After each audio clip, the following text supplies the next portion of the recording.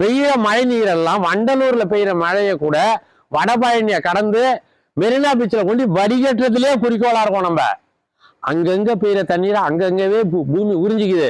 அதனால மேட்டூர்ல போர் போட்டாலும் தண்ணி கிடைக்குது, பள்ளத்தூர்ல போர் போட்டாலும் தண்ணி கிடைக்குது. காரணம் பூமி நீரை உறிஞ்சுது. இந்த நீரை உறிஞ்ச வைக்கிற ஒரு வேலையை செஞ்சுட்டோம்னு வச்சுக்கோங்களேன், வெள்ளங்கிற ஒண்ணு எங்கேயுமே பாதிக்காது. அந்தந்த இடத்துல பெய்யுற தண்ணீரை அங்கங்கவே உறிஞ்சு வைக்கணும்.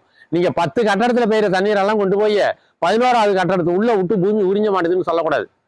இந்த வேலையை தாங்க செய்யறோம். இதுக்கு பேரு புஞ்சை கட்டமைப்புன்னு பேரு. நஞ்சை கட்டமைப்புங்கிறது அங்கங்க பெய்யுற தண்ணீரை தேக்கி வச்சுக்கும். புஞ்சை கட்டமைப்புங்கிறது மலையில தண்ணி பெஞ்சாலும் மலையில அந்த இடமே குடிச்சிடும். அடுத்தது சமவெளியில பெஞ்சா அதுவே குடிச்சிடும், காடுகள்ல பெஞ்சா அதுவே குடிச்சிடும். ஆண்டுக்கு எவ்வளவு மழை பெஞ்சாலும் அவ்வளவு தண்ணி பூமி உறிஞ்சி குடிச்சிடும், தண்ணி நிக்காது. இத சென்னை மாநகரத்துல செய்யணும். கட்டடத்துல எவ்வளவு மழை பெஞ்சாலும் சரி, அவ்வளவு தண்ணீரும் கட்டடத்துக்குள்ள